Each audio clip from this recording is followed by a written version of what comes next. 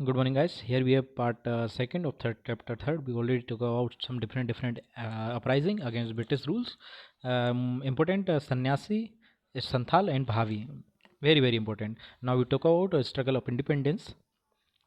बेटा हुआ क्या था 1850 से 1857 में 10 मई 1857 को हुआ क्या था। कुछ सोल्जर ने ब्रिटिश के खिलाफ वॉर स्टार्ट कर दिया और वो वॉर स्टार्ट करते करते दिल्ली तक गए। कहाँ तक गए बेटा? दिल्ली तक। वहाँ उन्होंने मुगल बादशाह से कहा कि अब आप है ना राजा बन जाओ, एम्पेरियर बन जाओ यहाँ इंडिया के। तो इस तरीके से वो पूरा मूवमेंट चालू हुआ। ठीक है। The struggle of 1857 by the most widespread challenge to British rule. जिस तरीके से वो पूरे इंडिया में फैल रहा था 1857 का जो स्ट्रगल था वो ब्रिटिश के लिए एक चैलेंज था। ठीक है ना। Because of wide spread the popular nature of struggle, इस तरीके से वो पॉपुलर था लोगों के बीच में स्ट्रगल वो इंडिपेंडेंस के लिए, इसलिए उसको फर्स्ट वार ऑफ इंडिपेंडेंस बोला जाता। क्या बोला जाता? First war of independence. डिसकंटेंट्स against the British rules. बेटा एक सब्सिडरी अलायंस था जिसमें होता क्या था, जो लोकल किंग्स थे उनको सब्सिडरी अलायंस में अपने अपने पास जो ब्रिटिशर्स की थी वो आर्मी रखनी पड़ती थी। ठीक है। इसमें हुआ क्या था, स्ट्रिक्टली एप्लीकेशन एक नाम आता है बेटा डलहौजी का। उन्होंने एक डॉक्ट्रिन ऑफ लेफ्ट पॉलिसी बनाई थी। डॉक्ट्रिन ऑफ लेफ्ट पॉलिसी में होता क्या था बेटा, एक मान लो एक राजा है इंडियन, ठीक है, एक ब्रिटिशर है। ठीक है। अब ये राजा का कोई बच्चा नहीं है बेटा, कोई बच्चा नहीं है। इन्होंने क्या किया, अब इन्होंने सोचा कि बेटा नॉर्मली होता है अडोप्ट कर लें, एक बच्चे को अडोप्ट कर लें तो और उसको किंग बना दें। लेकिन अंग्रेज़ क्या बोलते थे, ऐसा नहीं होगा। अगर आपका बच्चा जेन्युइन बच्चा बायोलॉजिकल बच्चा नहीं है आपका तो आप अडोप्ट नहीं कर सकते। अब जो आपका रीजन था, जो आपकी टेरिटरी थी, वो किसके पास हो जाएगी? अंग्रेज़ों के पास, ब्रिटिशर्स के पास। ये था डॉक्टर ऑफ लेफ्ट डलहौजी का। ठीक है। अब इसमें बेटा कुछ नाम आते हैं, पढ़ते हैं हम। ठीक है ना। क्या क्या नाम आते हैं बेटा? Jhansi was annexed by Dalhousie. ठीक है, झांसी। फिर आता है बेटा क्योंकि झांसी में जो रानी लक्ष्मीबाई थी उनके पास अपना सक्सीडर नहीं था, वो अडोप्शन की प्रक्रिया को उन्होंने मना कर दिया था। अर्लियर 1851 में Peshwa Bajirao died has adopted Nana Sahib was refused by pension. Peshwa को वो जो पेंशन मिलती थी नाना साहब को वो रिफ्यूज़ कर दी गई। वही नाना साहब को नहीं देंगे क्योंकि अडोप्शन है। Similarly these are the some steps which take from British rules. इनका अगेंस्ट में लोगों ने बोला कि भाई ये सब चीज़ें गलत हो रही हैं और ये सब चीज़ें नहीं होनी चाहिए क्योंकि आप एडमिनिस्ट्रेशन कंट्रोल करने लगे हो आप। ठीक है ना। Now the annexation affected not merely the rulers but thousands of people such as soldiers, craftsmen, peasants। सभी को उन्होंने ये जो उनका जो लेफ्ट पॉलिसी थी सभी को इफेक्ट किया उससे। ठीक है। अब यहाँ से बात करेंगे हम plight of peasants. The condition of peasant had become worse. बहुत ज़्यादा ख़राब हो गई थी। क्यों? लैंड रिवेन्यूज़ के कारण इतने ज़्यादा लैंड रिवेन्यूज इंट्रोड्यूस किए गए बाय ब्रिटिशर्स। जो old zamindar did not lead the any improvement in condition of peasants. The demand revenue in the most of cases increasing adding the misery.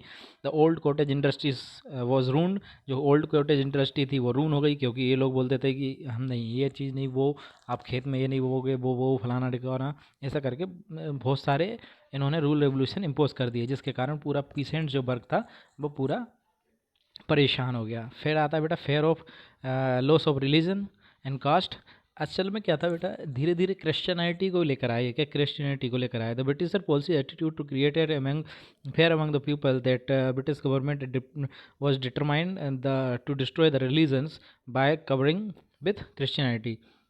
हुआ क्या था, धीरे धीरे उन्होंने एग्जाम्पल के लिए बोला जाएगा कि बोला कि आप क्रिश्चियन बने। क्रिश्चियनिटी को जो मिर्जरी थे बोलते हैं क्या, जो मिशनरी हुआ करते थे वो क्रिश्चियनिटी को फॉलो करवाने के लिए उनसे फोर्स करने लगे। उन्होंने सती को एबोलिश कर दिया, सती को हटा दिया। वो अच्छी बात थी लेकिन उस समय तो हमारे लिए वो कल्चर था। ठीक है। द न्यू एजुकेशन इंस्टीट्यूट लाए गए बहुत सारे। ठीक है। और जिहाद अगेंस्ट मैनी मौलवीज डिक्लेयर जिहाद against the British ignore the religions sentiment of Indian there for the fear of losing one of religions.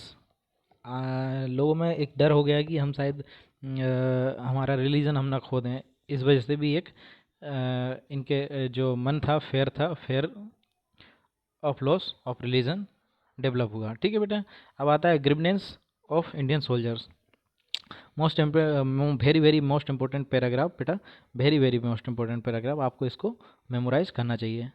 So, grievances of Indian soldiers, the rising of discontent of country was bounded by the influence of Indian soldiers who fought 7-8 of the British government troops in India।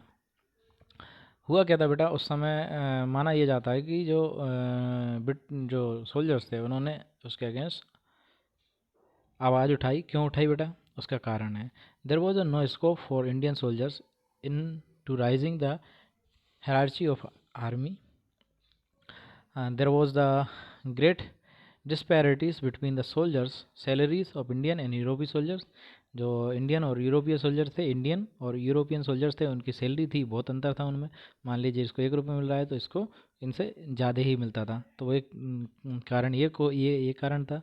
The Indian soldiers were treated with the contempt by the European counterpart। They were given an extra allowances when they were sent to war. When a war was over and the territory they helped to conquer was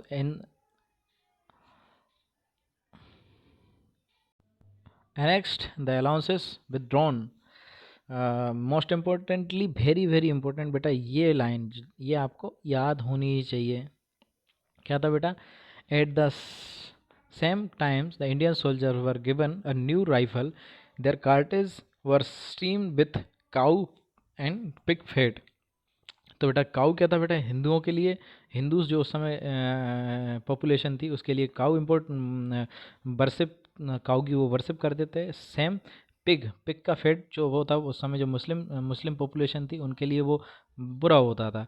तो दोनों जो भेरी मतलब जो population थी, जो group थे, उनके लिए ये बहुत ज़्यादा हर्ट करता था उनके रिलीजन को।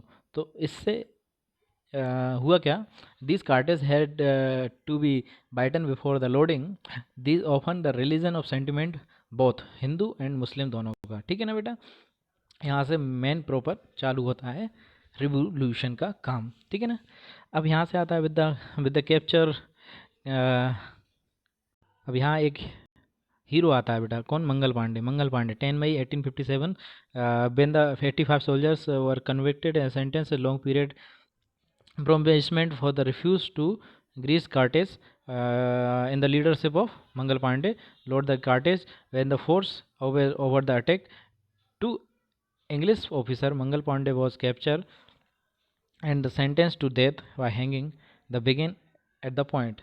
जो मेरठ में जो मंगल पांडे थे उन्होंने उसको दो जो इंग्लिश थे उनको अटैक कर दिया और उसमें मंगल पांडे को हैंग कर दिया गया। तो यहाँ से बात शुरू होती है। अब इसके आगे बेटा हम नेक्स्ट लेक्चर में पढ़ेंगे। Thank you.